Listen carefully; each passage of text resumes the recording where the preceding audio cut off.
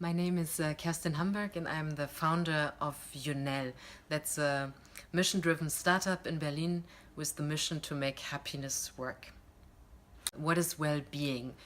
One of the founders of positive psychology describes well-being as PERMA, which is positive emotion, engagement, relationship, meaning, and accomplishment. And the idea is, once we understand what our PERMA is and we invest in those 5 pillars, then we flourish and can unleash our full potential.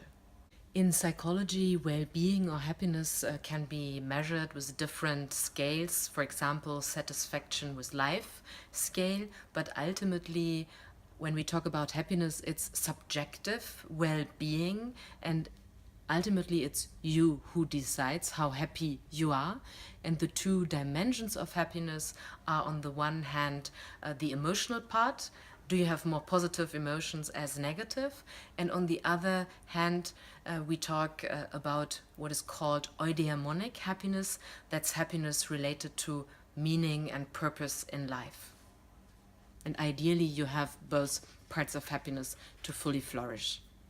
I think it's to understand what positive psychology, the science of happiness and well-being, is about, and to understand what happiness is as opposed to well-being. In terms of positive psychology, there is a difference, as you say, or as Martin Seligman would say, happiness is about positive emotions, engagement, and meaning.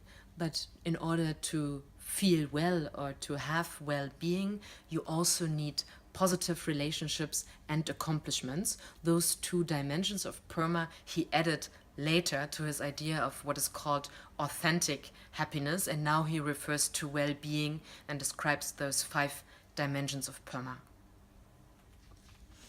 So ultimately, it's not only important to know what your PERMA is, but the question how to use positive psychology, how to apply the lessons learned in your life. And for each of those PERMA dimensions, there are exercises, or what we would call interventions.